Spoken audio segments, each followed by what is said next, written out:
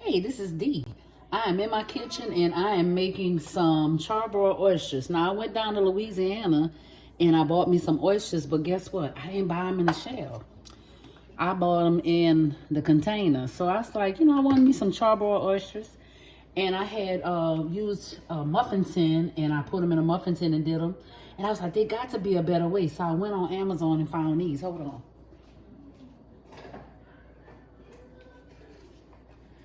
There's some mock shells now. I don't have an Amazon store or anything like that, but if you want, they also have clam shells, and they come a dozen in a box. All right, so it'll make it crack-a-lacking anyway. So this is what I'm doing. So I took the oysters and I put them in the little shells, put some oyster liquor in it, and then I have my little wine here, little white wine. Pour some in a glass, and I'm just gonna pour a little bit on each oyster just to give it a little something else. Ain't nothing like white wine. And see, yes, the same white wine you use to cook them with is the same white wine that you'll use to drink. Matter of fact, don't need to talk about it, need to be about it, huh? So I'm gonna get me a little wine right here, a little drinky drink. All right, so with these oysters, we're gonna charbroil them. So I'm gonna prep them tonight, and then tomorrow I'm gonna go ahead and cook them off. Well, this is what we're gonna do.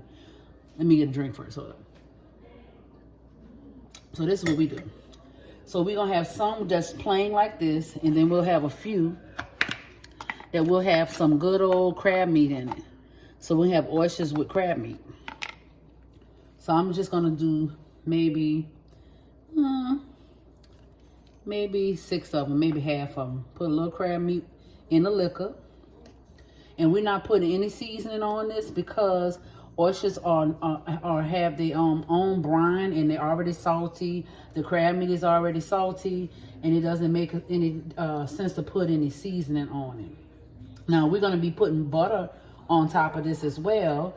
And, the butter has salt and all that kind of stuff. So you just want to see 1, 2, 3, 4, 5, 6. Okay, we're going to do half plain and half stuff. If you hear a little noise in the background, I have multiple generations here at the house. And I have my little Hallie cat. She walking around here. She must be smelling it. So we're going to add some shrimp. So we took the shrimp and we just cut the shrimp up. Okay, we're going to put a couple of shrimp in there. Because we want you to be able to pick it up and hold it to your mouth and eat it like this.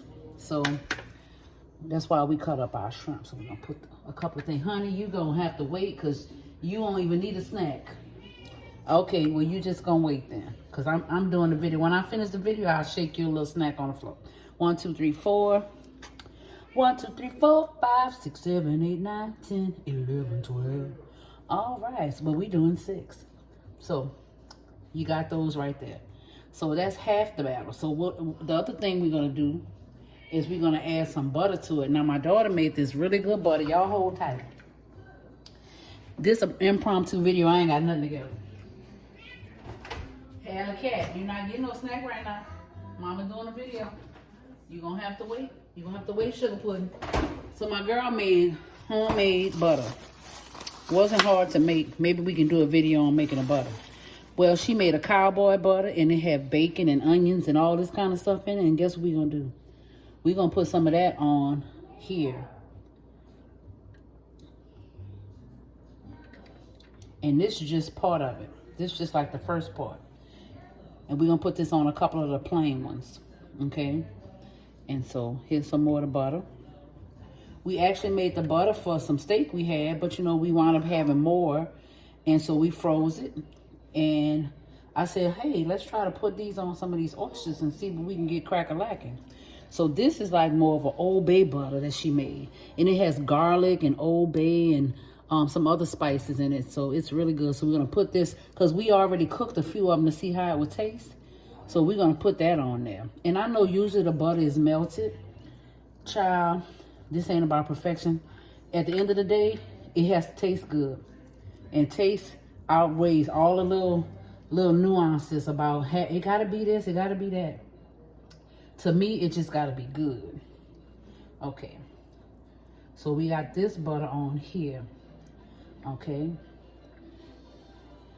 And that's on the seafood ones because the Old Bay on there really enhances the flavor of the seafood. And now I saw something, because I'm an experimenter, whether I'm experimenting in the kitchen or I'm experimenting in the garden. I am not a one-size-fit-all person.